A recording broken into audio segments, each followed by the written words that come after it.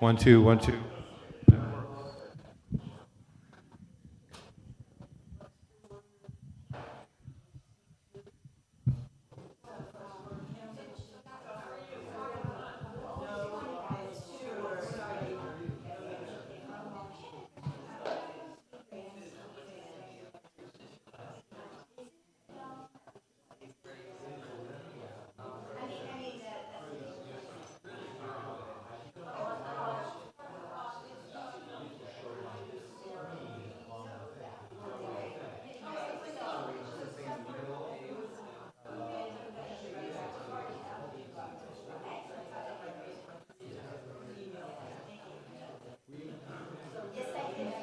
Wonderful. Good.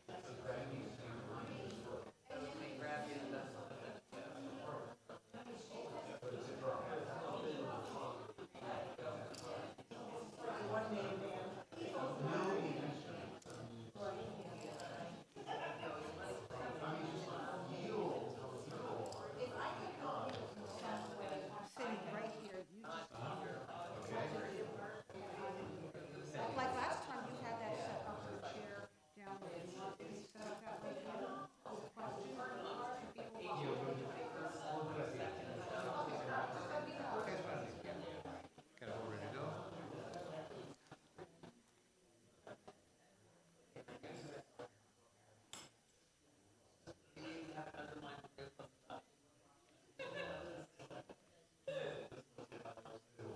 Yeah, actually, I'm not.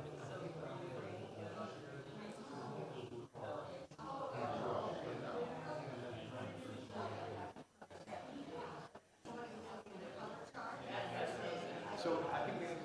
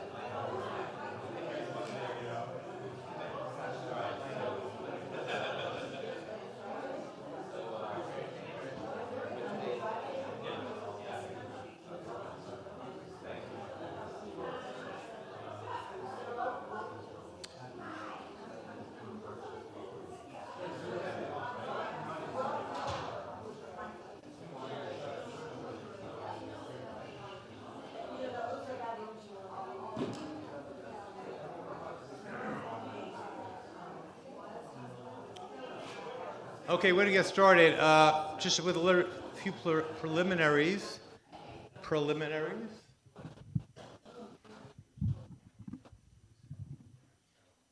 Good morning, everyone. Good morning. Okay, so what I just want to say, we're doing a little bit of thinking about our big finish, which will not be next Sunday, but the 22nd. I wrote to all of you a love letter last week. You'll hopefully got it. If you didn't get it, then you're not on the list, but I have a list I got from the office.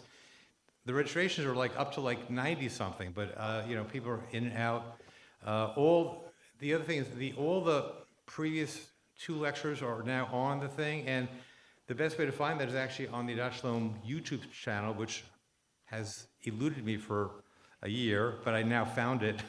You can find it too, but it might take you a little while. But I think they just hired a new communications person, and I'm starting to see some changes even this first week, that they're now showing there's a YouTube channel, so you can find the things more easily.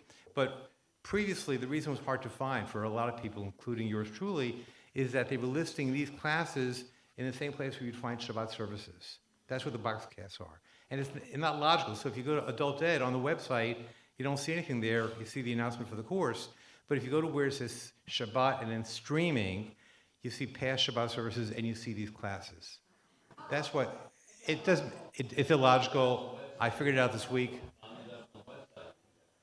Correct, right. But like I said, yeah.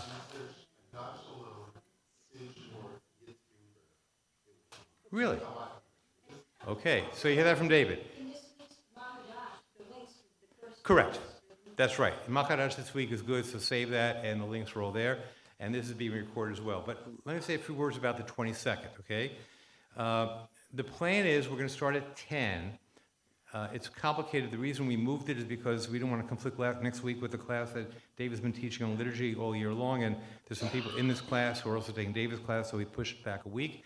Fortunately, Yitz was able to move his schedule as well. However, the other constraint on the other end is on the 22nd, there's a concert here at 2, so we have to be out of the space at noon. So that's why we moved the beginning of it till 10. I'm now talking to Mark Klapow about the Minyan moving to another space, maybe the library, so we can set up here because it's going to be all video stuff, and we need some time to set up, the audio and the visual, whatever else here, and we just can't walk in here at 9:59 and make it happen, and the Minyan is not always finished at 9:59. So that's all in place. So let's assume all that's going to be in place. We are planning, what I mentioned, a pre-neg on the 22nd from 9 to 9:45. A pre-neg. You know that word. It's only what happens before the service. Like a prenup, right. Yes. A pre-neg is, usually an oneg comes after the service. A pre-neg is before the thing, a way to kind of gather together. It'll be kind of, there's a tradition when you finish a body of study in rabbinics, you have a siyum, which is called a culmination party. So we're going to have our siyum at 9 a.m. on the 22nd. I really want to encourage people to invite friends, whether they're members of a Dach Shalom or not, to come on the 22nd. It's going to be a major happening to have some real face time with one of the leading Jewish thinkers of the last 50 years. So we're really fortunate to have it. So we'd like to have a crowd, and we'll be promoting it through Hashavu and stuff like that. And they'll all be invited to the pre-neg at 9 o'clock. Steve Brody is taking the lead on this. The staff will help set stuff up, but we need 2 or 3 people to volunteer to be here 15 minutes before, 8:45 or so, to help set up. Brina asked for some help.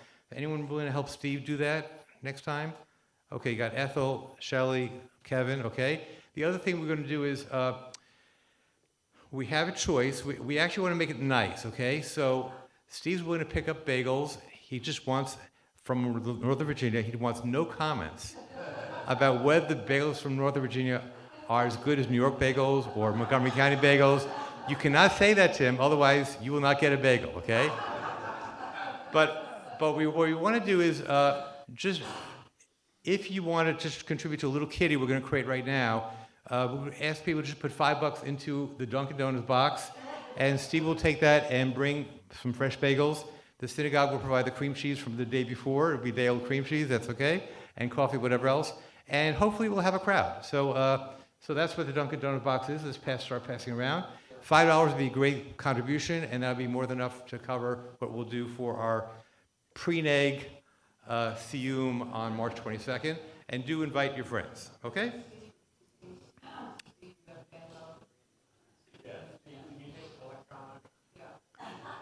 Yeah.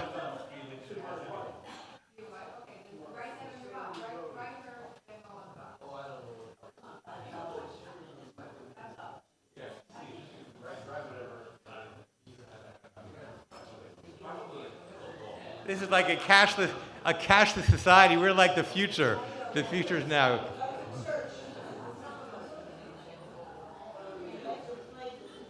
Or you can just bring the $5 next week too.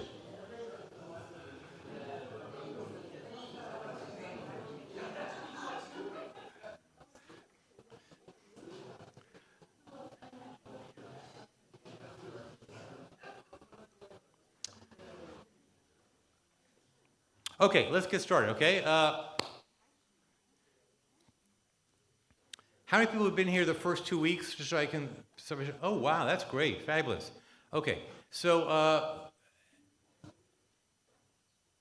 we're now into the third part of the book. This is, Yitz's kind of big, what's called in Hebrew, chidush, which comes from the chadash, which means new. Chidush means kind of his new idea, like his contribution to Jewish thought, which he's been working on for a good 30 years, is what he calls the third era of Jewish history. And that's where we're going to be fully, embedded here. He's already telegraphed some of the ideas where he's going, but we see it in full here.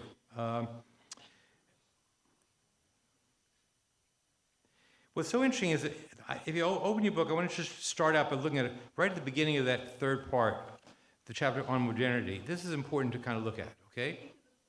Yes, on page 183 in the book, okay?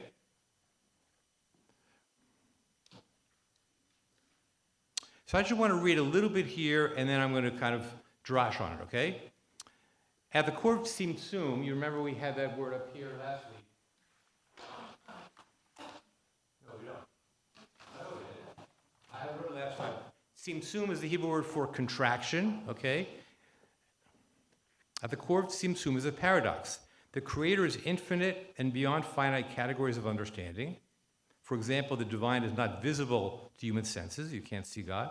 God is so vast as to make this planet, and even more so humanity, less than a point on an infinite line. Nevertheless, this infinite power and infinite person, make note of that word, is deeply connected to and concerned for humanity. Perhaps because humans are the only form of life able to relate to God and to respond to a divine call. This, by the way, is reminiscent. I'm going to do, as I teach today, I'm going to mention other thinkers because much of what Yitz talks about you can find in other theologians. So Abraham Joshua Heschel wrote a book whose title, some people, when they first saw the book, thought it was a misprint, okay? It said, God in Search of Man. And, Heschel used that title intentionally to kind of like surprise you because all rabbinic theology was always about humans searching for God.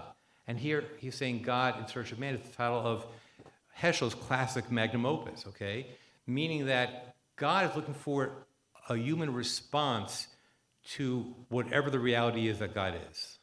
And I say that broadly, okay? Whatever God is, there's a need for a response.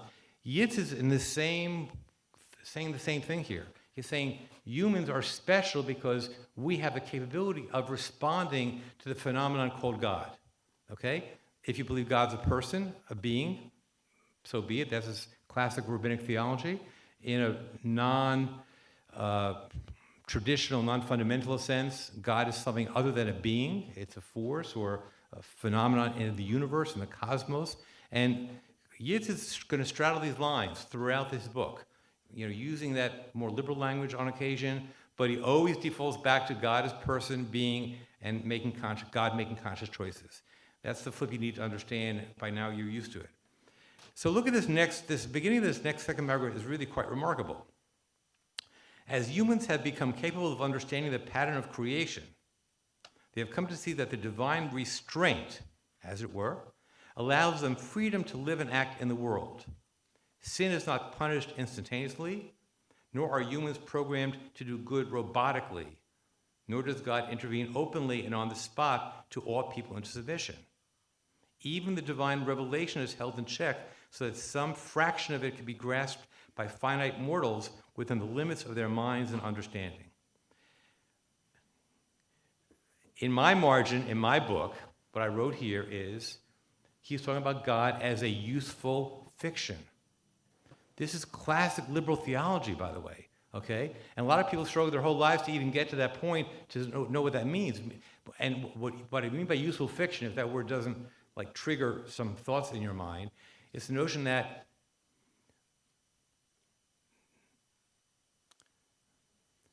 I don't know if God exists or not.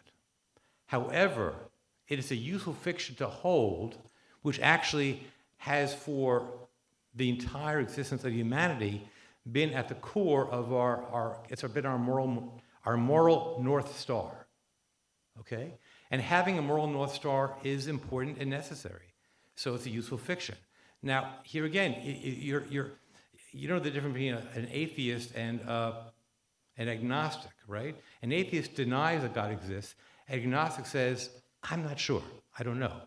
This is kind of an agnostic position. We can't either verify or confirm or deny God's existence. However, it's a useful fiction. And Yitz is saying that right here. Now, here again, I'm frustrated a lot by the fact that Yitz does not mention all the people who have kind of pioneered this path over, several centuries. This is not a new idea. It's not Yitz's idea. I do think that it's about Yitz trying to popularize his teaching, and he's trying to broadcast on multiple wavelengths. There's enough in here if you're a traditional God believer, that you believe God is a being who actually is, I made the joke last week, singing the Christmas carol, making a list and checking it twice, right? If you're in that mindset, there's enough here to satisfy you because God has this infinite knowledge and knows what's going on. But what he's saying is, in his own view, is God is holding back on this, even more so now in the third era, okay? And he's prepared to say that much of humanity may not believe or not be sure that there's a personal supernatural God in the heavens watching us. But the idea that God represents is a useful fiction for having a morally ordered world and society. Okay? Jump to the bottom of that page. 5 lines up. And this is the last lecture I'm going to read right now. Revelation comes not as a commanding voice from heavens, but as instruction planted within classic text to be uncovered by human interpreters and transmitted to the people. This is could be right out of an Arthur Green book, okay? Art Green has written a lot of stuff about what happened at Sinai. And essentially, Green says, I don't believe Sinai happened the way Exodus 19 describes it. He's not a fundamentalist. But he understands that something happened at Sinai where the Bnei Israel, the children of Israel who are at the foot of Mount Sinai, Moses, who is their emissary who goes up to Mount Sinai, has some encounter which we can't fully understand and comes back down with a subset of the teaching called the Ten Commandments. There's a sense that something that the Jewish people felt commanded at that moment by an otherworldly God. That's the biblical view.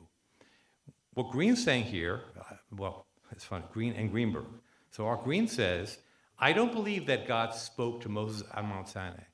I believe that Moses had a God experience at the top of Mount Sinai and brought it down, and he ascribed it to a God who flies around and does miracles because that's not hard for people, the ancients, to believe. The whole ancient world believed that there were powers in the universe that explain much that human beings couldn't possibly explain, okay?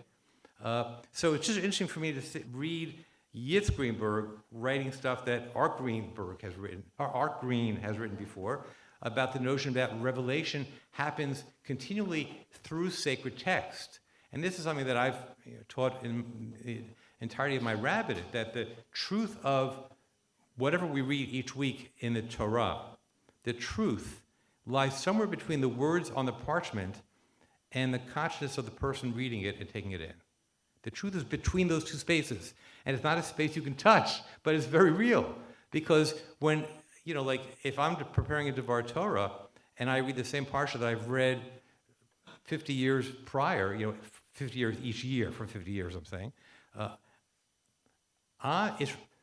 the words there are coming through the prism of my experience of the last week or month or year. Okay? So suddenly the text means something else. And here, Yitz is also saying that's the revelation. And that's a term I used last week.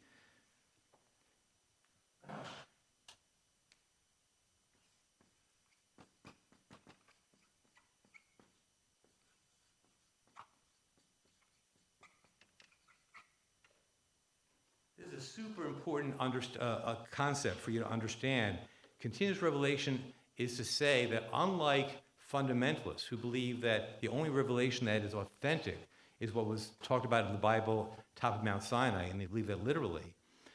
Most liberal theologians and many more traditional theologians like Yitz Greenberg talk about continuous revelation, that we continually see unfolding before us things that a God wants to happen in the world or that God represents in the world. Again, I'm also doing the play that Yitz does, trying to use both traditional language and non-theistic language to say the same thing. So God either as an idea and a moral North Star, one possibility, or God as a conscious being who says, yeah, that's what I want Ethel to be doing today, right? You got to find your truth somewhere between those two poles. And some people will say, I'm both those things. I mean, this is the classic phrase you've heard, that there are no atheists in the foxhole. So that a person who their entire life says, I am an atheist, I totally don't believe in God, they're in a moment of crisis, okay? They're facing life or death for themselves or for a loved one, and suddenly they pray to a God that they didn't believe in for the last 75 years, okay? So no one's going to require you to be consistent in your theology. No one's grading you on that. And nor do you need to feel embarrassed about that. I did a sermon years ago called Reconstructionists and the G word, where I said, after 20 years in the rabbinate, this is like 20 years ago, I'm wondering when I can stop always qualifying what I mean when I say the word God. Because I just know that so many people who come to a Reconstruction setting are coming with a certain mindset that they learn as children, usually a very fundamentalist, old world view of God. And even as they are progressive in every part of their life and scientific and believe in evidence, whatever else, they still fall back into it. So they go into a sacred space, a synagogue or a church or whatever else, and they hear the clergy use the word God, and they say, oh, he, she must mean the God who makes a list and checks it twice, okay?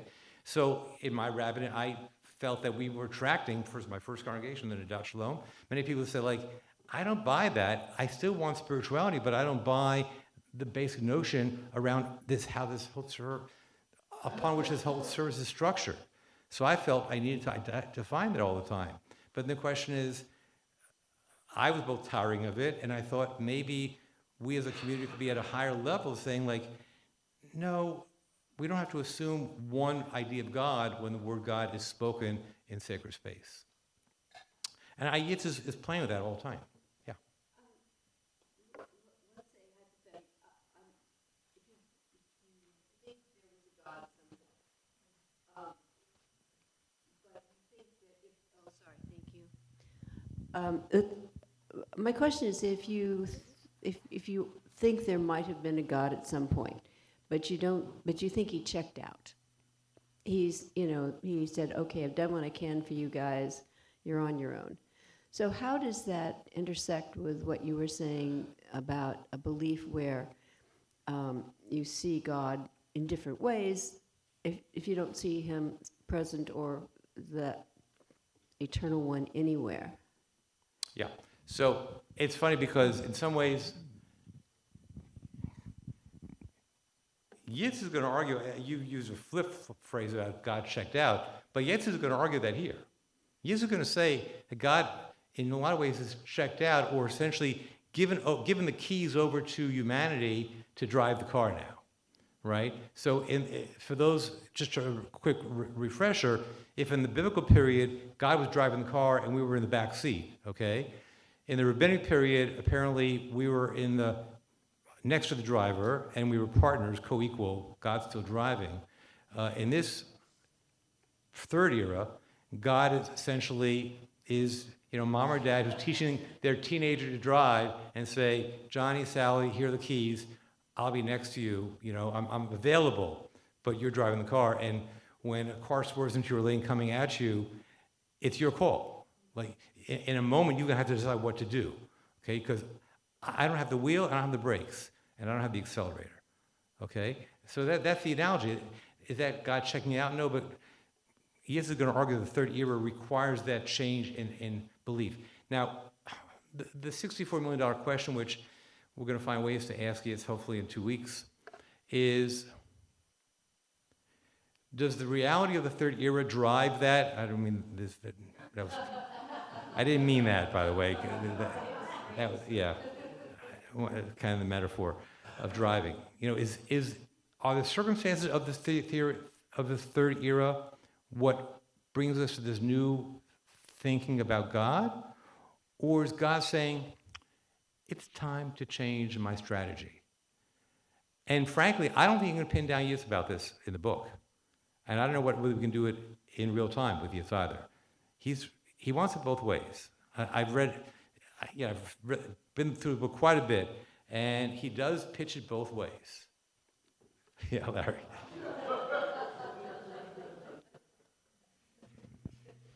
Yeah, thanks. What I think is that I think Heschel, I think Yitz the way I'm hearing it now, Sid, is that it's a black and white thing for Yitz, whereas for Heschel, the whole first third of his God in Search of Man are, the ineffable not as much in that book, but the mystery, wonder, awe, the splendor, all those categories are ways to sort of get close, to move towards, to move, and but you're not quite there. Mm-hmm. It's really good the way Heschel gives us a gradual way to move in the direction and get sort of close, whereas I'm hearing more of a black and white thing from Yitz. I don't know what, it's funny because when black and white feels like it's a binary and it sounds like a critique. You may not intend it that way, but it may well be that the way it thinks, he keeps going back and forth between black and white, black and white, black and white to offer you the gray. As opposed to simply stating the gray, which is where most theologians will come out, okay? So if you read Art Green is very clear.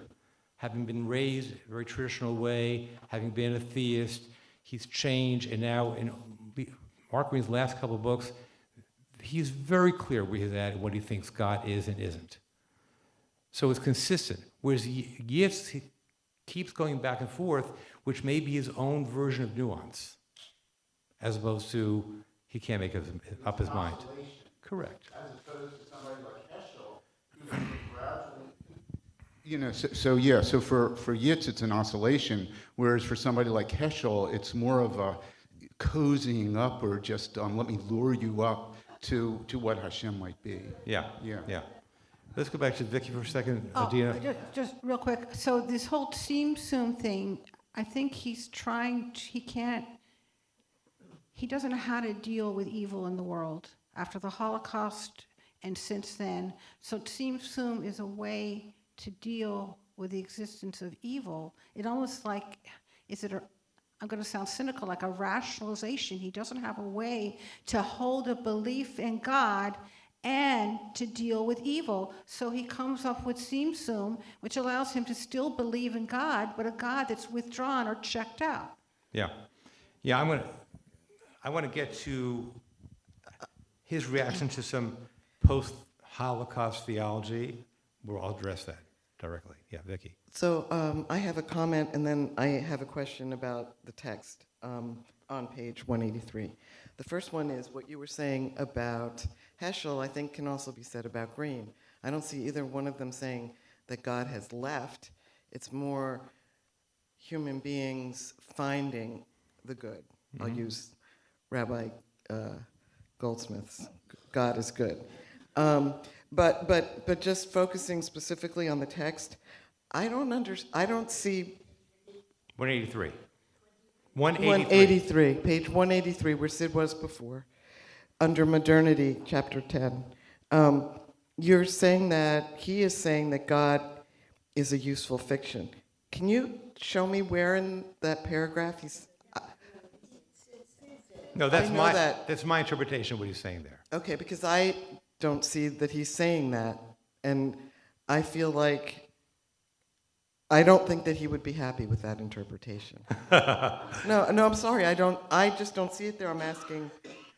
Yeah. So where are you Yeah, getting that interpretation Because from? everything he's saying in that second paragraph is about God's reality is how humans see God affecting the world that they inhabit.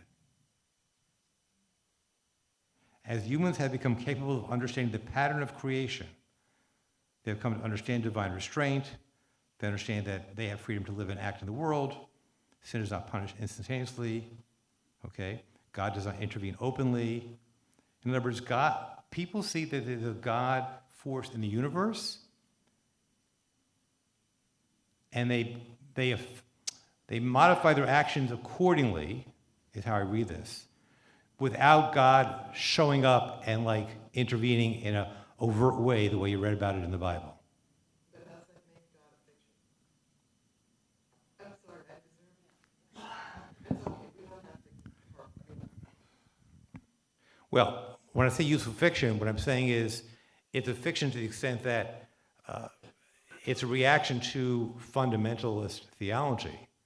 Okay? If you believe that God has omnipotence, omniscience, and omnipresence, okay, then you will see God everywhere in a manifest way. And Yitz is saying we're past that era. That doesn't happen anymore.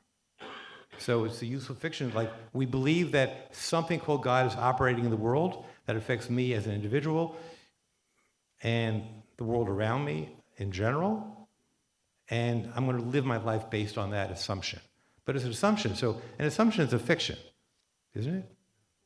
No?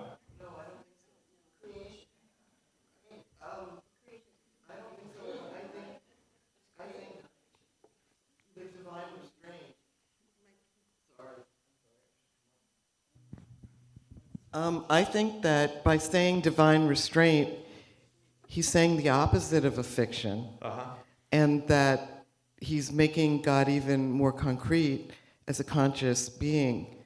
I find the idea of God, coach everything. I'm an atheist and not an agnostic. But I feel that couching God in God's restraint, I find that very troubling as a concept. If God is this omniscient, all-powerful being that decides to restrain itself, so I've read about all the human fictions that keep us all moving, money and everything, and civilization. I can't think of now the Israeli writer who writes about that, but I don't see that. I'll just say I don't see that here. Okay. So let's leave that difference of opinion out there. It's fair. I'm using the word fiction differently than you might. And maybe I'm also reacting to the theology that I grew up with. Okay, I started out in yeshiva. So to me, if you say that God is anything but the way you read about it in the Bible, you're essentially saying it's a fiction. Okay, but I appreciate your fine-tuning that. So I want to just go a little further. I see hands. I'm going to just go a little further because I want to put some material out there and we can react to all of it, okay?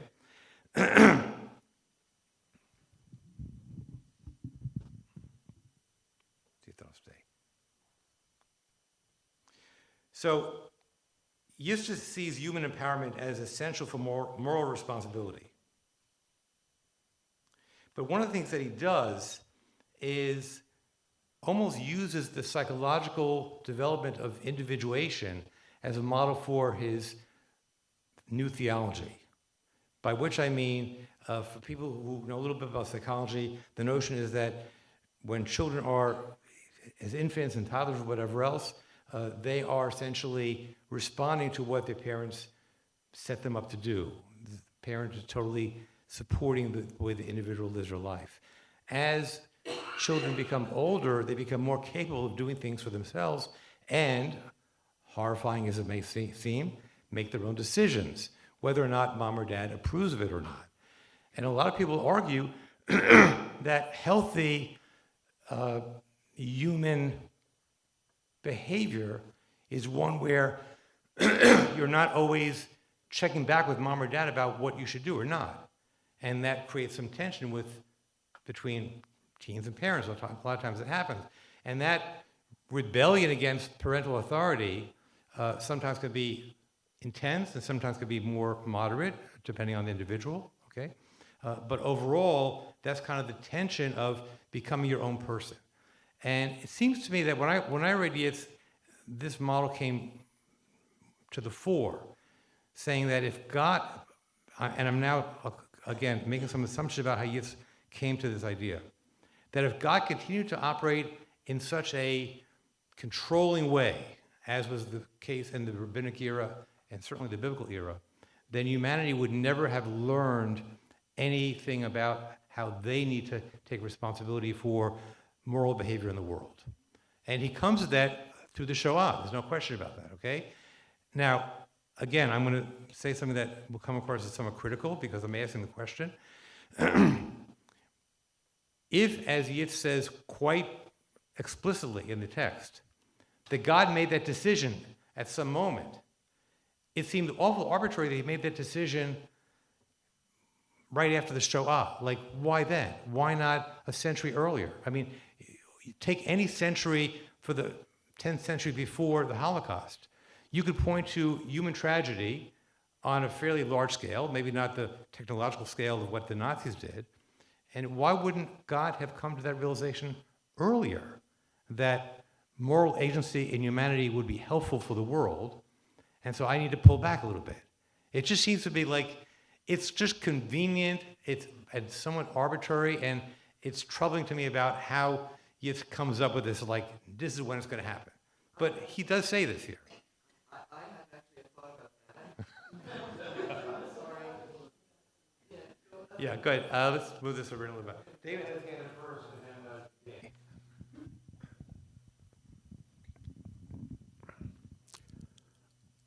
I think what I'm hearing you say, and I missed the second session and I listened to the first one online, so I may be missing the full extent of your drash on this. I think the starting point has been, there's these two poles. There's the fundamentalist view and there is the Kaplan view. And obviously he's not in either one of those sides, but I don't think most Jewish thinkers are in either of those sides. And I think to read this honestly, the first thing to do is just sort of take the Kaplan thing or the Schwartz thing or whatever, put it in a box and say, this is not where he is and it's not what he's talking about. Let's stipulate that God is not a fiction. God is the most real thing. I'm a fiction compared to God. God is real. God is somebody. God is a person. And we're not in the world of Kaplan. We're also not in the fundamentalist world. But I think it really, it distracts and it almost, it makes it hard to even understand when constantly bouncing it against this question, personal God, theistic God, abstract God, fictional God. That's not even what this book is about. Or I think he maybe asks the question and answers it in like the first or second chapter and then moves on from there. And I think what we're talking about here is something very profound, which is the way he addresses God, the problem of God in a world that is where you don't see God, and the problem of evil, as Vicky was saying. But I think it's distracting and doesn't help clarify things to sort of keep saying, but wait, he's not consistent with Kaplan. No, he's not. But they both learn from many of the same sources, and theology is lots of people learning from each other, and he's in some ways. I mean, I guess that's That's enough. Yeah, I hear you, David. I'll just say, there's a part in this section, I don't know if you had a chance to read it yet, where Yitz has a whole section about deism. Okay, deism is essentially the theology that informs the Enlightenment. In the late 18th century, certainly the founders of this republic were mostly deists. Okay, can't do a whole course on deism here, but it believes in a God who is a creator, but then is absent from the world, more or less.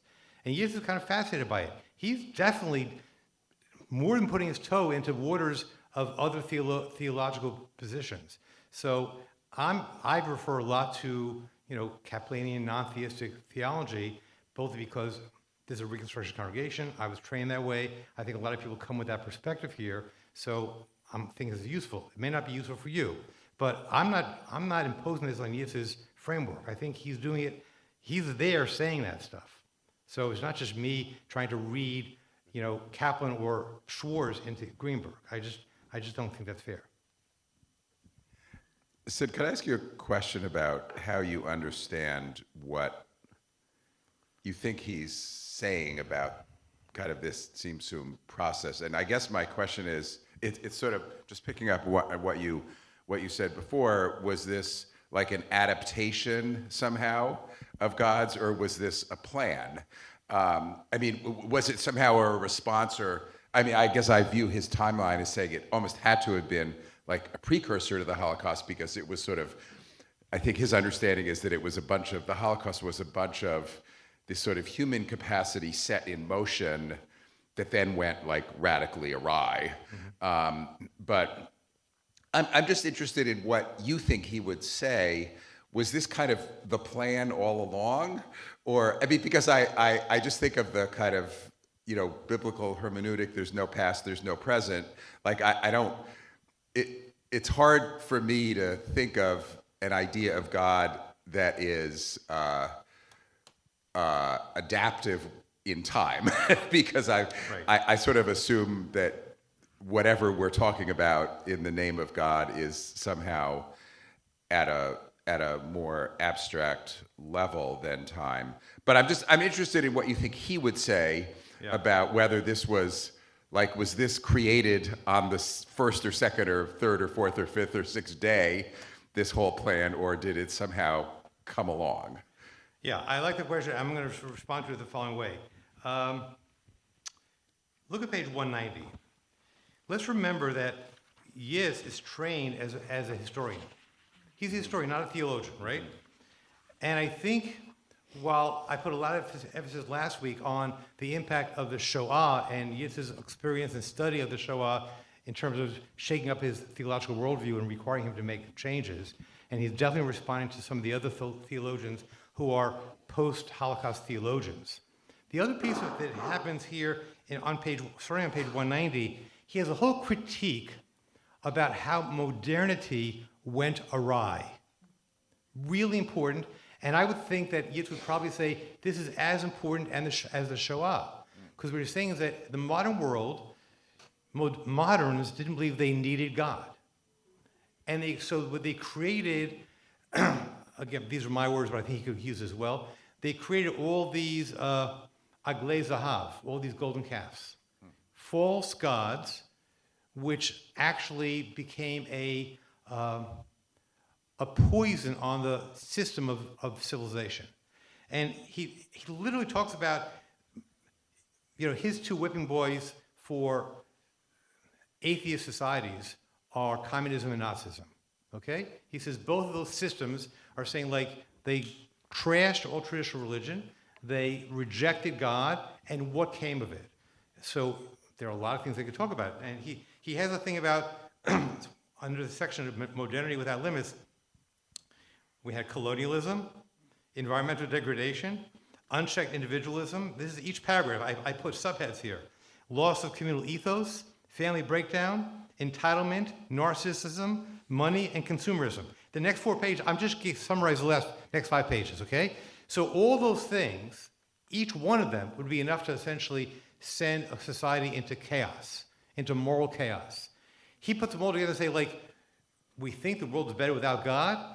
Heck no, this is what is brought into the world. And frankly, good religion, and you've all heard me talk a lot about there's good religion and bad religion out there, and we need to be really discerning to know which is good religion and which is not, okay? Because it's just too, people so quickly say religion is a toxin on the system, and I don't believe that. I think religion can be a balm and a tikkun on the system, a correction to the system, okay? Clearly, Yitz believes that as well.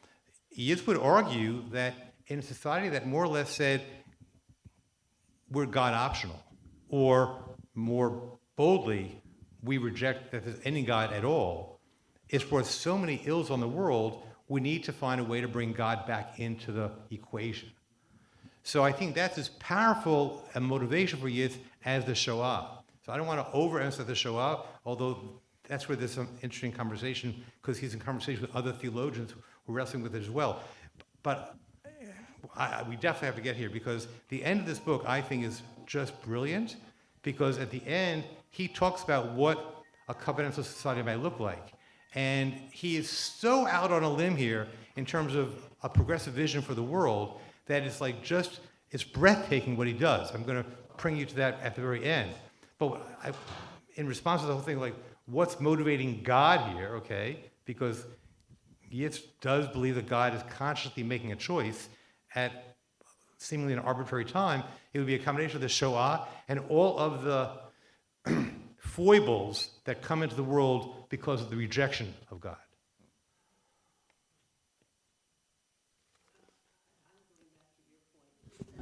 Could you pass the mic? Hold on. Wait for the mic. Here's the mic. Thanks, E. I'm going back to I'm sorry, I don't recall your Vicky. name. Vicky. Her point about, it sounds to me like he's bringing in a fiction. We have to have the fiction that God has re-entered the world. And I'm agnostic, so I'm afraid to say that I'm an atheist because I'll be struck down. I mean, honestly, I'm anxious about that, but I am agnostic, and so the more you talk about this, the more I'm finding that he's trying to, his theory is, let's impose this fiction that we're bringing God back. And maybe that's good enough. Maybe everybody starts acting in concert with the moral principles and compass that were set down in the Torah, which I don't believe it came from Sinai. Don't get me going on Moses and the whole Exodus thing, but basically the Torah is a moral compass, and I believe in that. And if his position is, let's go back to the Torah and try to get the whole world to be living by that compass, that's fine. But I think God doing it is a fiction. Yeah. Well, I think we established 20 minutes ago that this audience is of the mixed mind about the use of the term fiction. So choose your side on this. It works for some, not for others. I want to put a few more things out there, and then I'll take more questions, okay? I want to make sure we get the big ideas I'm putting out. I haven't checked about here. Yeah, I'm here. Well, this is just, if you're following this outline, okay? Alternatives theologies, Kaplanian versus personal conscious God, okay? Critique of fundamentalism and secular humanism. I just talked about that with communism and Nazism. Deism is where there's a section here where he talks about deism and concern about modernity without limits. So we're past that. I want to talk about this idea of the broken covenant, okay? Really important here.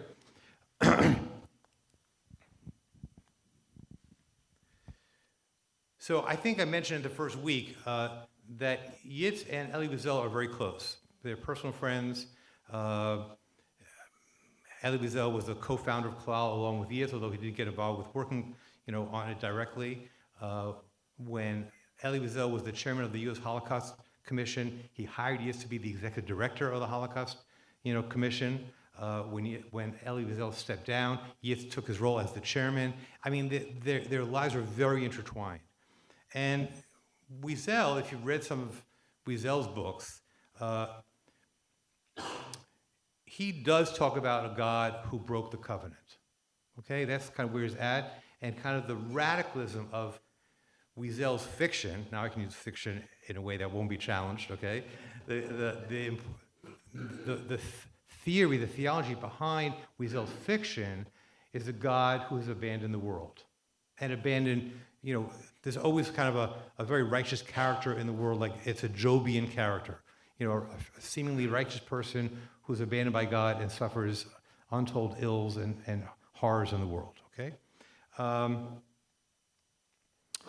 Wiesel's response to that is that because God broke the covenant, Jews are released from their obligations. If covenant is a mutual obligation, if one party, walks away, the other party is no longer obligated, okay? Again, I use marriage as an analogy for the best kind of covenant to help understand what covenant is. And the covenant of marriage, if one person is not faithful in a marriage, the other party could say, well, then I no longer need to be faithful either to the things that we promised to each other implied and explicitly in this covenant of marriage. And Wiesel does the same thing. The Holocaust to him is God walking away from the covenant. And so now he says Jews are, the Hebrew word is yotze. Yotze literally means exempt. It's from the word yitzia, to go outside. To say you're yotze, meaning you're not obligated to fulfill commandment X, Y, or Z. Yitz is not comfortable with this, and that's why he counters Wiesel's idea with the idea of voluntary covenant, okay? Voluntary covenant, meaning that it may be true, and I think he would say it this way, even if Elie Wiesel is right that God violated the covenant, and the best evidence of that is the Shoah, what he would say is Jews can still say the covenant that we were part of still has meaning to me and to the Jewish people and to the world, and therefore, even though God had a momentary lapse in fulfilling obligations of the covenant, we still think that it serves our interest to remain in the covenant voluntarily, even though it's above and beyond what we're required to do. I think that's where Yitz is coming from. That's the best way I can frame his position. And he also says that that is done without coercion. That's really important. He talks about coercion a lot, and I believe that here he's reacting to his colleagues in the Orthodox rabbinate who play the coercion card big time, okay? The Orthodox system works because of coercion. I'll give you the best example is the rule about the agunah. Do people know what agunah is about?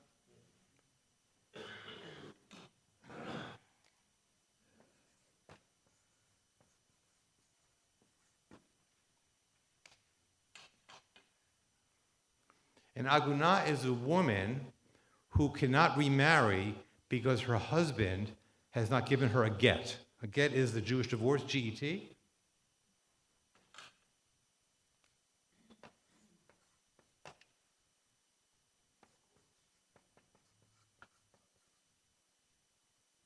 And this literally means unmarriageable.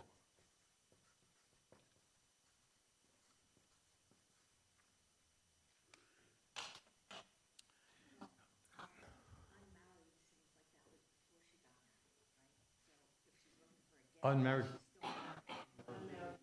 Meaning she can't marry again. That's what I mean by that. Maybe not the, yeah. Yes. The most typical situation of an agunah is when a person, if a husband is lost at sea. The body can't be recovered. You're not sure if the person, if the husband is dead or not. And so the woman is kind of in a I was going to say no man's land. That can't be right. in limbo, right. It is right, yeah, okay. Linguistically, but maybe not here. It's not politically correct to say. She's in limbo, right? Because you don't know if she's divorced. In some situations, a rabbinical court might rule that if a husband has been on a voyage, we saw him sail off from a port, and the ship sinks, and some amount of time goes by, a court can say, we believe he was lost, and they might allow the woman to remarry, okay?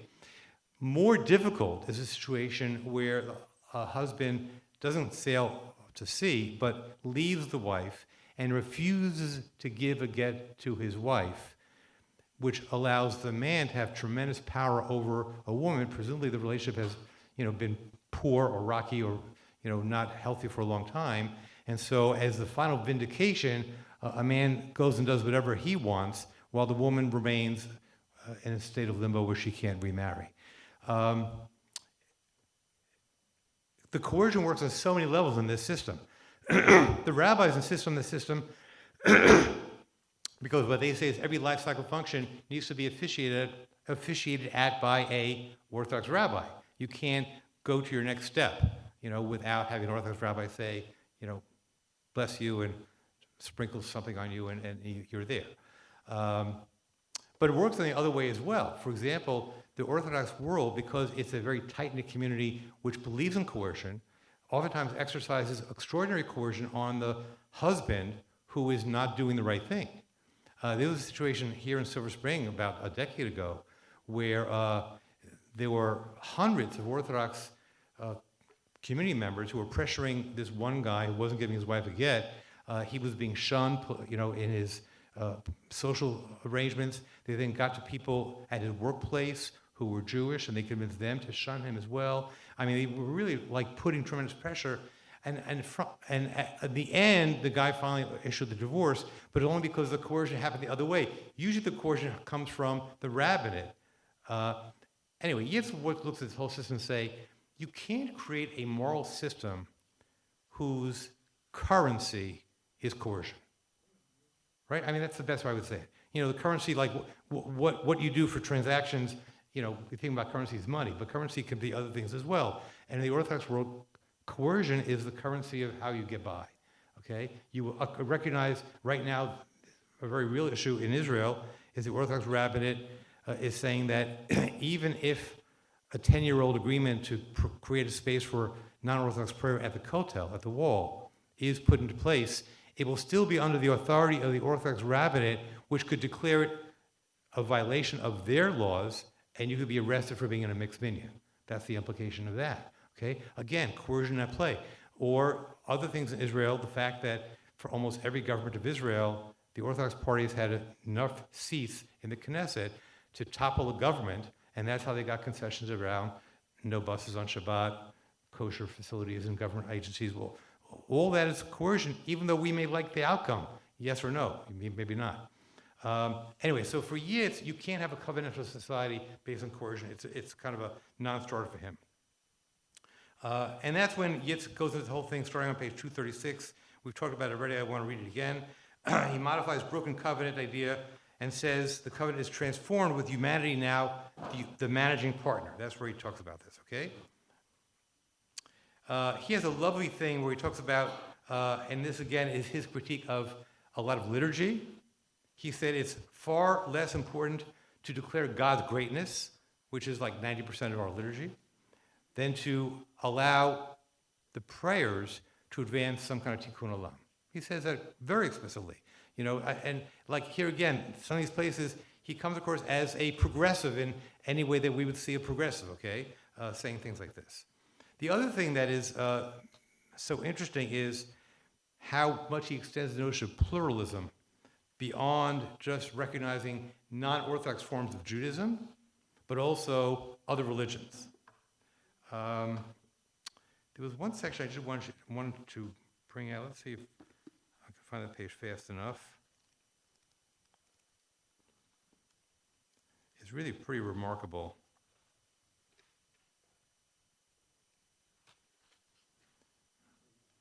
You look at page 289, please, okay?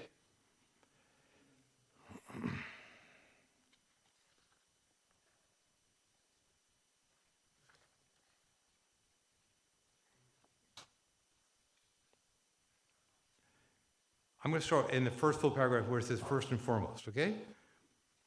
And I think, David, this addresses some of what you raised as well. I hope you have this passage in front of you. First and foremost, despite this era's tzimtzum, meaning the third era where God is withdrawing somehow, God is totally with each individual in every moment and place of life, okay? This is his reassertion of a belief in a personal God. That's really clear there. Loving people, God shares joy and expands it exponentially. God elevates our spirits from the depths, raising the poor and moderating the mighty. God absorbs pain, making it more bearable. Next paragraph. This sustenance is not to be confused with the magical idea that I cannot be harmed because God will shield me from bullets. The natural order operates. And then he modifies that, however, rooted in God. This is the flip again, okay? He's hedging on one of the core assumptions of a personal supernatural God by rejecting the notion of God's omnipotence. That's really clear here, okay? He says God does not work that way. He argues that's magical thinking, okay? But then he says the natural order operates, deism, liberal theologians, Kaplan, whatever, okay, Schwartz, if you wanted to put me in that galaxy, but I'm not part of it. I'm way down. I'm in the minor leagues. But then he goes, however rooted in God. He just wants to have the cake and eat it too. Okay? And by the way, rooted in God, if there are 80 people in the room, there are 80 ways to understand what that means. To say, the natural order, rooted in God. It's a lovely phrase. It's like, he's a rabbi. It's a good phrase. It's like not surprising phrase, but it's indefinite, and it's the juxtaposition that he does throughout the book. Okay? Go to the next paragraph. God continues to guide, urge, and persuade in every moment of life through Torah and memory, through human interpreters and hidden divine agents. The heavenly voice speaks from Sinai not just daily, but at every moment. There's another place here where I'm not going to take the time to look at it, but it's very relevant to what I wrote here. And I have all these lines marked out in it. He ascribes to God our ability to interpret new truths in Torah every week based on our own experiences as part of God delivering more truth to us. Like he's just crediting God with every time we have an insight into truth with a capital T, that's God at work in the world. And I'm fine with that. I mean, it's a lovely way to think about how human consciousness works, okay? It's a hard wiring, okay? And by the way, it's easy to take that same reality and to have someone else say, like, well, that's the human mind at work, and I don't want to ascribe that to God. And that's what, would make someone an agnostic or an atheist, okay? In other words, the same phenomenon that's at play can be interpreted as rooted in God, Yitz's phrase, or not, okay? It's going to be a matter of temperament and taste and your own proclivities. Yeah, Michael, sure. Let's get Mike here. I have to say I have a little trouble with the phrase. I get that there is this magical idea, God will shield me from bullets. It's truly magical. Yeah. But it's a little bit troubling because it's almost like he's saying, genocide notwithstanding, God does some nice things, right? But the natural way of thinking about it is, if God doesn't protect us from genocide, how are those nice things of any value whatsoever? That's a heavy question. Let's put it back to Martha.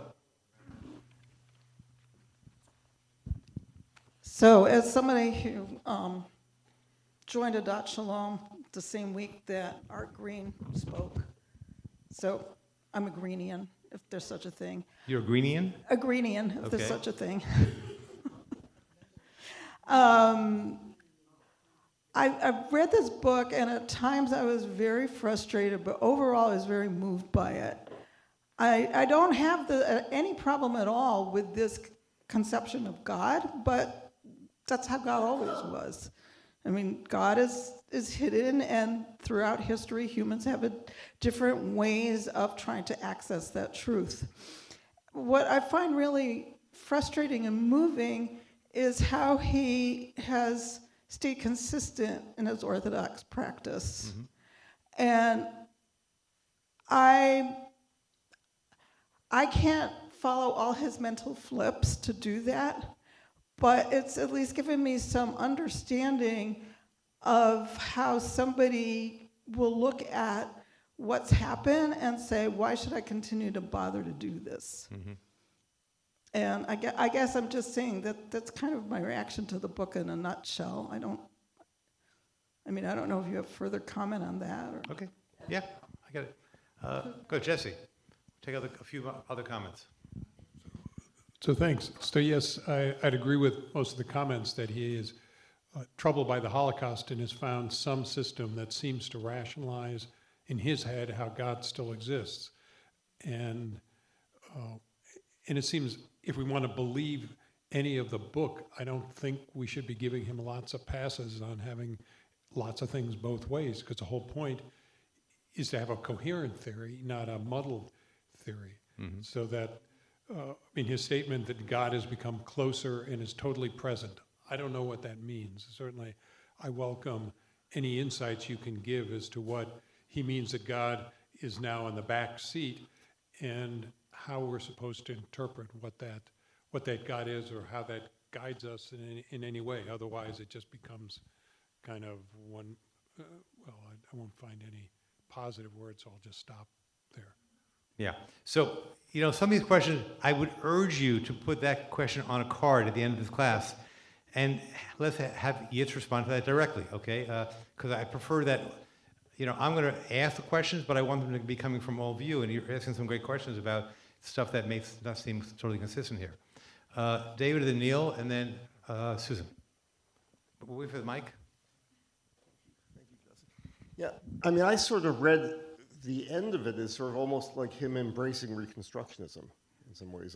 He puts it in someone else's voice, but in 321, he talks about how, as an Orthodox rabbi, he struggled to articulate the rationale for pluralism by Orthodox standards. He talks about liberals and liberal prayer service, and then he says, these liberal religious Jews, I've come to understand how they drop certain classical observances.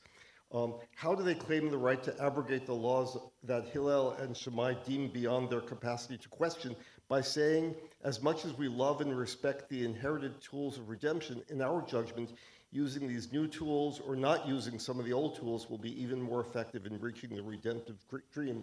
The past has a vote, but not a veto. That's what he's putting it in the words of the liberals, but he's clearly, this is the end of the book. He's saying exactly that. Yeah, this is on page 321. Yeah. Good. Yeah. Yeah. Good comment. Yeah. No, I think he's going where you've gone. It's really, he doesn't want to say it, but that's where he's gone. Yeah. Go ahead, Neil. Actually, my question, I think, is related to that. I was just thinking, I don't know if you know the answer, and I'm not sure I would have the chutzpah to ask Yitz, but how familiar is he with Kaplan and Green and other theologians? Has he interacted with them and having interactions with them? And I don't know if there are ever any dialogues, but I'm curious if he ever deals with, you said he doesn't reference anybody in the book. Yeah. But I wondered if he actually does acknowledge that there are other people that are close to his theories or different, but I wondered if he has had interactions since he's an age mate of, I guess he's younger than Kaplan. Yeah.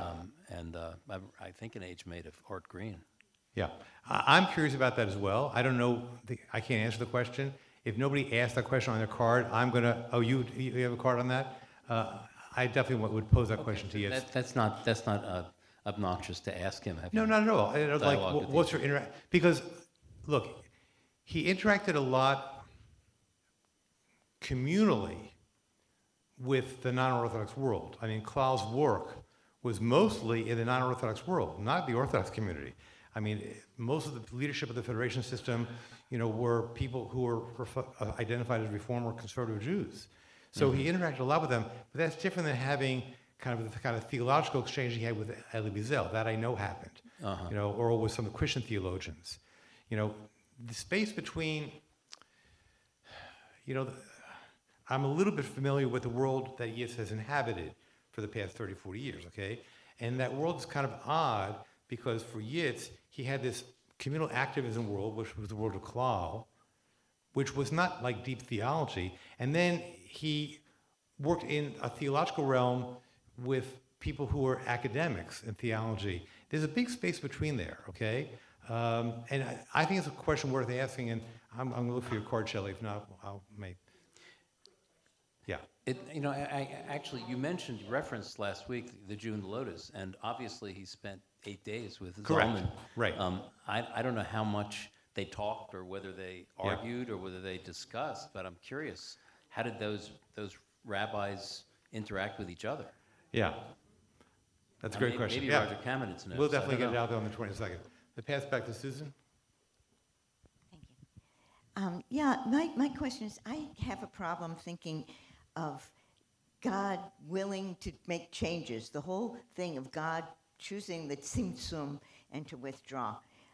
I am so much more comfortable with Kaplan's view as Judaism as a civilization that changes and evolves, giving what the rest of society or the rest of the world is going is happening, and that Judaism's view of God will evolve or change, and I think the whole evolution of Kabbalah after the Spanish Inquisition and maybe other changes in theology that come about after the Holocaust are part of this idea of how do Jews incorporate their concept of God into what is going on around them in the world, and that God isn't influencing the history. Jews are changing themselves to deal with the history that's happening to them or to others around them. Right. But that the principles of Judaism have greater permanence. Now, if that makes them godly, the attributes of kindness and morality that we call godly, those may have greater permanence and just are expressed differently or understood differently or practiced with different kind of ritual in order to bring them into the world. Yeah. One of the reasons I said this earlier, but I wanted to find a way to kind of put a dagesh on it, an accent on it. If you haven't read any other part of the book, I urge you to sit and read chapter 14 slowly and carefully. It's really amazing, because I think that what he's doing there, thank you, Susan, what he's doing there is he's trying to write out for us, not as a theologian, but as a true rabbi, a leader of people, about what does a covenantal world look like. And when you read it, it reads like a spiritual version of, an ideal world. It's all sourced in Jewish values and texts. Now, he doesn't, in that section, that chapter, he doesn't talk about God as much as he does in the rest of the book. It's so interesting. But this is kind of like, it's almost like you're saying, if you get what I'm saying about the new arrangement, where humanity is the managing partner and God is in the passenger seat, okay? And you drive the car responsibly and well with moral integrity, with God as your compass, okay? God is your GPS, okay? This is what the world could look like. And he lays it all out.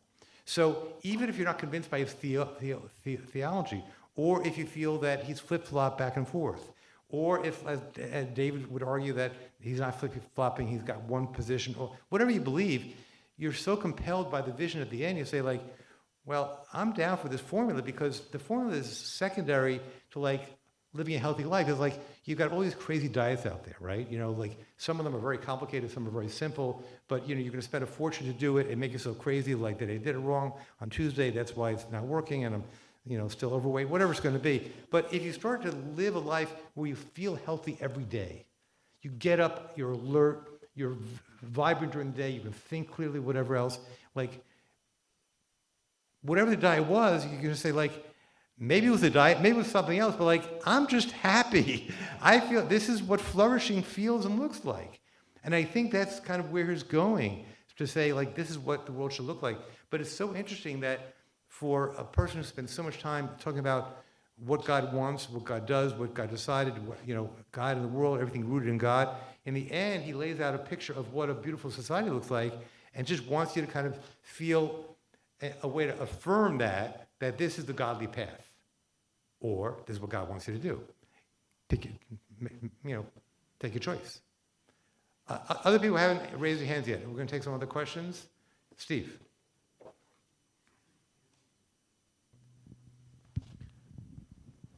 So I guess one thing that I'm troubled by is using the term fiction, because I see fiction and fact as black and white. And one thing I really appreciate gaining when I joined this community was the idea of sacred myth, and which is the grayness, as opposed to, my naive understanding of myth was it's not real. But as I've come to understand it through this community, it's just we're not able to ascribe it as factual, but it may be factual or may not be factual, but it has value, and it's in that gray area. And that's really helped me along my path towards agnosticism, predicate theology, which is really where I live. I don't live talking about God, I talk about godliness and communicate in that way. And also hold on greatly to agnosticism, which I've learned means, asking the question, what is God, doesn't have a meaning until you define, what do you mean by God? And that's what agnosticism comes in. Just IG instead of AG. And look it up, it's a relatively new philosophy.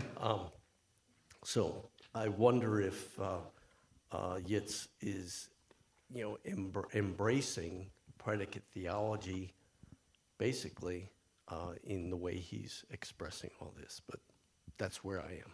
Yeah. Well, first of all, I want to appreciate your invoking the term sacred myth. It's a term that I've used a lot, I've been used a lot here, and I think probably would go down a lot easier than useful fiction.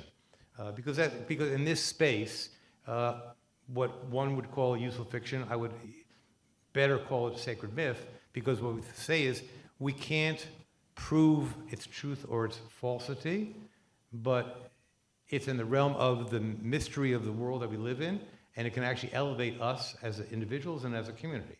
And I think that's, religion at its best is something that actually talks the language of sacred myth, okay? Which is why, by the way, I have no problem, and probably done it more times than I can count, invoked Sinai as a sacred myth, even though I don't believe Exodus chapter 19 literally.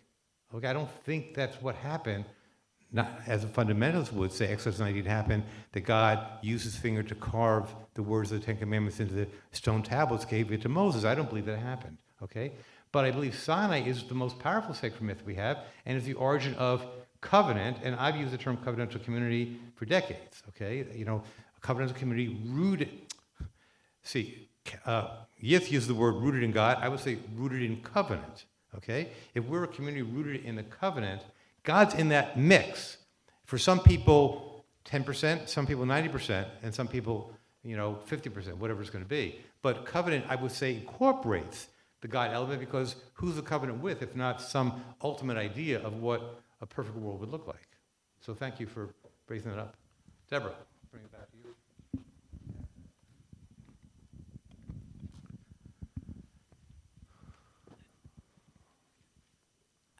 I find it interesting that what drove Yitz to so much of this is his study of the Holocaust, which reminds me of when I studied Heschel. I studied Heschel in my early 30s, and actually under a Presbyterian minister, quite interesting. And I just was so boggled that Heschel, he wrote it in 1955. He's a survivor of the Holocaust. He's been saved from Europe. How could you do this? How could you believe in a God once you've seen all this? And then Yitz, again, does the same thing. And this whole conversation makes me think that, Yitz and all of his ideas, and Heschel and his poetic writing, is trying to save Judaism from the Holocaust. Because the Holocaust has so defined Jewish identity in the current moment. And we all know here, and from these writings and all the stuff that Yitz is throwing into this book about Judaism and covenant and identity, is clearly Judaism is so much more than just the survival story. And our generation is so much, it's so woven into our current moment. So this has just been helpful to kind of understand how the Holocaust has motivated Heschel, Yitz, and others to kind of do the deep dive into all that is Judaism and not let Hitler define what it is for us. Yeah, that's beautifully stated, Deborah. And it actually invokes to say, the core of what Deborah was saying about, it may seem that Yitz is trying to save God from the reality of the Holocaust and redefine God in a way that still survives in the post-Holocaust era, but it's really more about saving Judaism, which is precisely what Fackenheim did in his book, right? I don't know if you were here the week I talked about Fackenheim, but Fackenheim's book, God's Presence in History, was with the 614th commandment is that thou shalt not give Hitler a posthumous victory, right? It's also, he's trying to save Judaism, and Fackenheim's a little bit ambiguous about what God is in that era, but if Judaism survives, then that's good enough for him. Yeah. Well, Sid, I will also say when I taught here, I taught third graders. One of the earliest questions, I was teaching, I have questions about God. One of the first things I would teach was like, do you have to believe in God to be Jewish? Right. And I think that that's a struggle for so many people, that you have to believe in God. It's not the right framework. Right. It's really, there's so much more. Great. Let's pass it back up. I want to make a few other points before we run out of time, okay, if I can. By the way, if you're interested in the thing about Christianity, if you look at page 323, I just want to this is where he says it most clearly, that he really believes that Christianity, as an Abrahamic faith, is part of God's design to bring monotheism into the world. And I'm not sure, can't name another Jewish theologian who goes there. It's just kind of really interesting.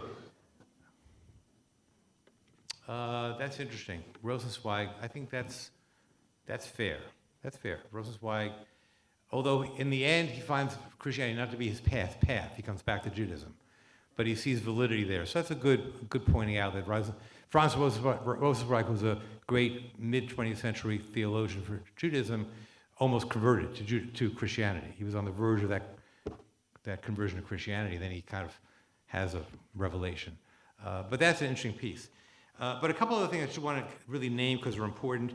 For Yitz, Israel is a great affirmation of life post-Shoah. He celebrates it. He lives there now. He celebrates the fact that Jews are re-entering history. He celebrates the cultural renaissance that has happened in Israel, in a Jewish land, a Jewish polity. He celebrates this notion of kibbutz galiyot, the Hebrew term.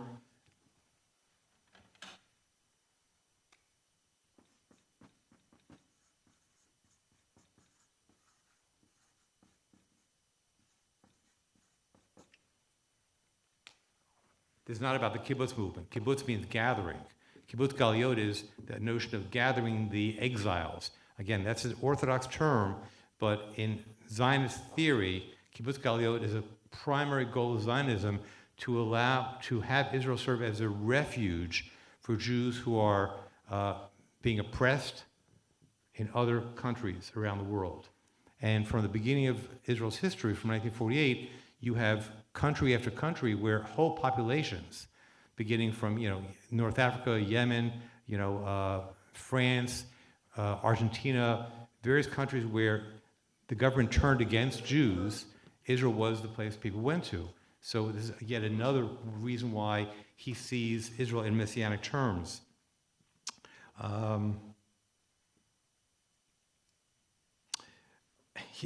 Just to finish the list of reasons why he celebrates Israel, a moral army, economic growth, whatever else. I will say, and when I was in the fellowship with Yitz, I actually challenged him on it publicly, and I may do it again in 2 weeks. He doesn't talk anything about the dual narrative, which is no longer even radical in Jewish circles right now. I mean, it's funny how 20 years ago, if you talked about dual narrative, they'll say, you're one of those lefties. But now you see centrist organizations like the Hartman Institute, which is kind of like mainstream centrist doing a very important work. Their whole curriculum on Israel is all about the dual narrative, saying let's understand how Palestinians experienced the birth of the state of Israel, the War of Independence, and what happened in the subsequent years. This is no longer like a radical notion. The things have moved from the progressive left to the middle at this point, and it's not part of Yitz's worldview at all. And then the interesting thing is, not only does he not talk about treatment of Palestinians or dual narrative, but he has a big debate with David Hartman, David Hartman didn't start the Hartman Institute, his son did, Daniel, but early on David did, but also a very important liberal Orthodox theologian who came from Canada, made Aliyah to Israel, had an important voice, has several books he wrote that are important to read. David Hartman, 20 years ago, was going off on how Messianism has gone out of control in Israel. He was worried about Gush Emunim, which is the settler movement, it's the theology of the settler movement, and Hartman was writing about this in the 90s already, okay?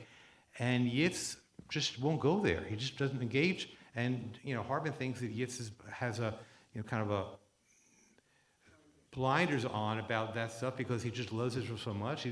And Hartman doesn't love Israel any less, but becomes a real critique of that. And a lot of the stuff that the Hartman Institute produces now and teaches includes that. So it's interesting. He does talk about both Chabad and Gush Emunim as false messianism, but he doesn't go much further on that at all. The last thing I just want to raise up, because we're not going to read the whole chapter 14 here, I'm going to read the very end of it. But among the things in that chapter, if you haven't read it yet, he talks about kashrut as essentially ethical eating. He talks about sexuality as ethical sexual relations. He talks about same-sex relationships. He talks about fair labor practices. He talks about environmental sustainability, how to create healthy neighborhoods. He talks about how to control exploitive capitalism. He talks about women's equality, disability consciousness. This was who sent me a note about this? Marsha. Yeah, the question you asked me about right, but I sent you back that piece. Marsha asked the question, because in halakha, people with disabilities have a lower status, lower human status. Yeah.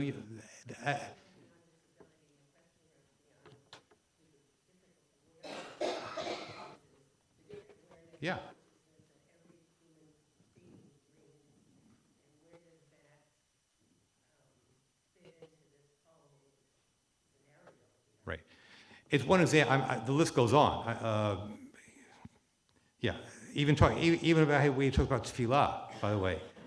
I read a part of that earlier in the class where he says, don't focus so much on all the tefillah, all the liturgy that talks about God's greatness. Talk about what is telling you how to do in the world and how to address the most vulnerable in society.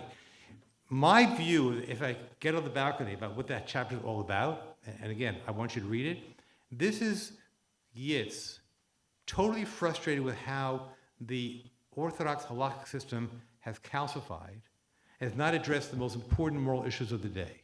In other words, because their view, from Yitz's point of view, and I would agree with Yitz in this case, is when in doubt, keep it the same. In other words, you need to have an overwhelming evidence to essentially topple some halakhic standard. And the disability thing is a great example. Yitz is not interested in having long debates about whether people who are deaf are subhuman or fully human. He doesn't want to debate that, whether you can justify that halakhically. He's simply saying, just do it. The halakha, God requires it. And he has no patience for the way the politics of religion, in the Jewish case, but I say all religions, just holds religion back and makes religion far less a force for good in the world than it could be if you allowed it to essentially flourish and update with the times, which is essentially Kaplan's starting point. Kaplan says, we've got to see that there's value in our contemporary society, and we need to find a way to reconcile the greater insights into humanity, into how we create forces for good, and allow that to inform the system we've inherited, and not simply let the system that we inherited become a prison to keep you from taking advantage of what is available to you in the world.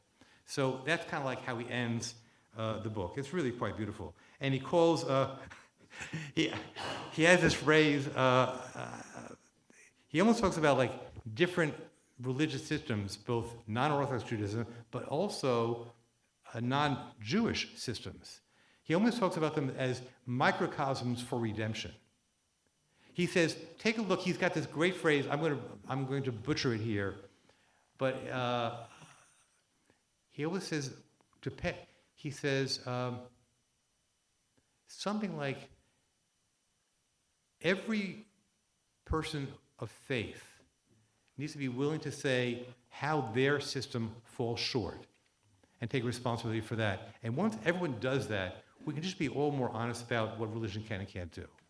In other words, like, and this is the argument between like righteousness and self-righteousness. If you think you're always right, you're probably totally wrong. Or you just don't have enough self-awareness to realize how wrong you are, which is the most dangerous kind of person. And it's kind of a narcissism, like you're always right, the world according to me, right? And that's the way the world should be. So if you're in that position, you're probably always wrong, or mostly wrong. Israel is a cocoon for him. He doesn't go there at all. Very little. He's very, very, he may have said a few critical things about Bibi, but he's very cautious because he believes that Israel still has many enemies in the world, and he doesn't want to have himself quoted, by people who are enemies of Israel and the Jewish people. I think that's kind of how he sees it. But again, it's the kind of question we should ask him. Yeah. But I was trying to finish a point, and now I've lost it. One second, please. I think what I wanted to say, just my final thought, was that, the idea of microcosms for redemption. So the one side, this is the idea I had. On the one hand, he says, every religious system has to say, we do a lot of good things, and here's what we don't get right, okay? The other side, when you can say that, then you can say, overall, I can see in every religious system sparks of redemption. And I want to honor that, whether it's from, a humanist Jew or a Reformed Jew or a evangelical Christian or a Hindu or a Muslim, it doesn't really matter. If you look for the sparks of redemption, you could find them everywhere. And that's really a beautiful teaching, and very few Jewish theologians go there. I remember when Yitz's book came out, which was his interfaith book, whose title I forget, but I have it on my shelf, and I read it. I was still very involved in Klau's world at that point, and people, his supporters, people who were funding him, whatever, said, like, Yitz is kind of like, he's lost it. Like, why is he spending time on this nonsense? Like, I'm always stunned that the Jewish community, which is among the most highly educated and cosmopolitan subcommunities in America, can get so closed-minded when it comes to stuff like this. It's like Yitz is like way ahead of the curve on this stuff, okay? Seeing that you can see sparks of redemption in every sector of the world, and his followers say, like, just stick to the Jews. We need you just thinking about Jews. But he sees it all as part of a larger pattern. Okay, I want to end there, and I want to make sure we have time for you to write some questions. I got half as many questions last week as I got week one. Okay, we had a lot of time here for some great questions, so I want you to put them down, and I'll just stay around and answer some questions, but can we get some help just handing out pens and those cards? Again, put your name and session 3 on the card. Try and make it legible, and between now and the 22nd, I'm going to try and curate the questions so we can have a really good use of the 90 minutes on March 22nd. Once again, if you came in a little bit late, let me just repeat this. Did the box come back to you, Steve? So we're having a pre-neg on March 22nd, 9 o'clock. We have a little team of people who've agreed to organize it. We asked if people have $5 to put them in a box. Where's the box?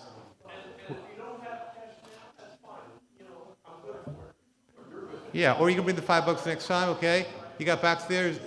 Keep passing the box around. $5, or I don't think we're doing Venmo. Just whatever, okay? Make sure the box makes its way back up here, okay? Yeah. Wait, you need a mic here, Neil. I think this is important.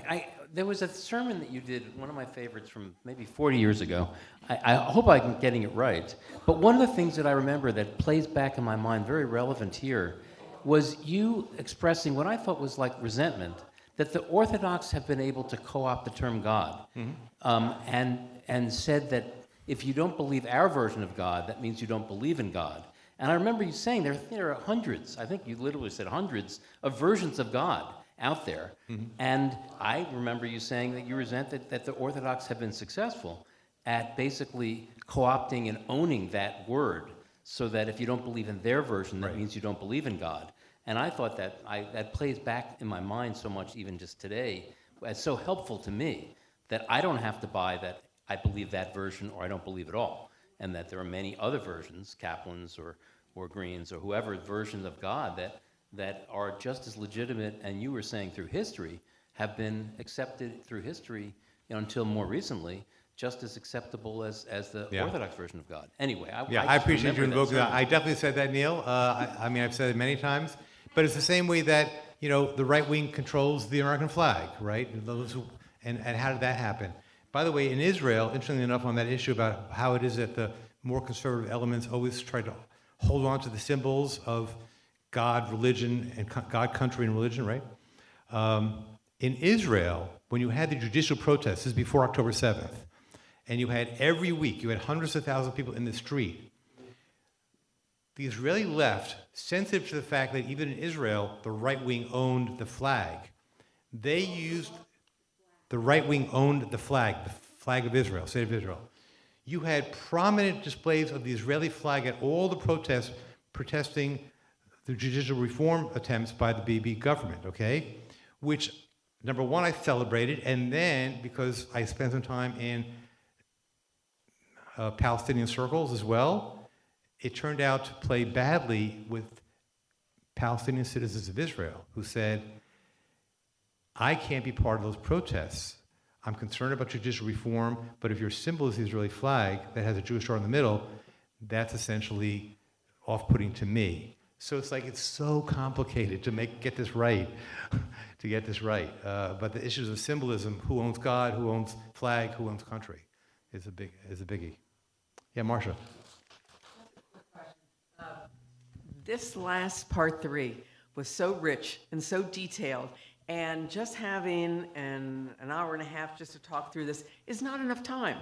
I'm just wondering whether you might want to consider after the 22nd and kind of think through the answers to the questions that Yitz gives you, if there's any way to be able to have maybe one more session to say, this is what we heard from him, this is how we might want to think about it. Just a thought. Okay, so I've planned some time for that, because on the 22nd, we're going to be with you from 9 to 10, not from 10 to 11:30, and then we're going to have the last half hour just to kind of reflect on the class, especially what Yitz says, whatever else. So I've carved out that time. So that's why we're going to do 90 minutes with Yitz, and the last 30 to 40 minutes among ourselves.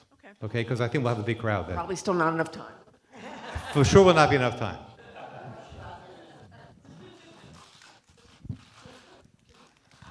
Anyway, let me just, while we're going to come back in 2 weeks. So again, tell your friends, let's have a big crowd here, come to the pre-neg, and bring up your questions, okay?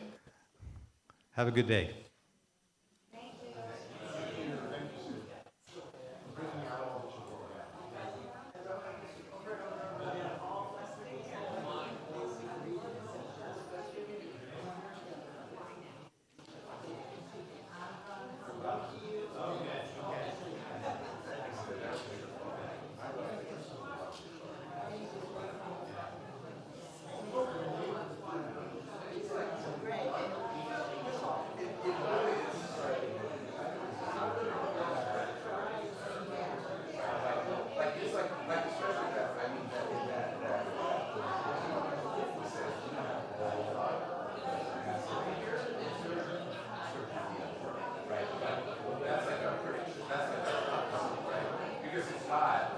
We don't know that.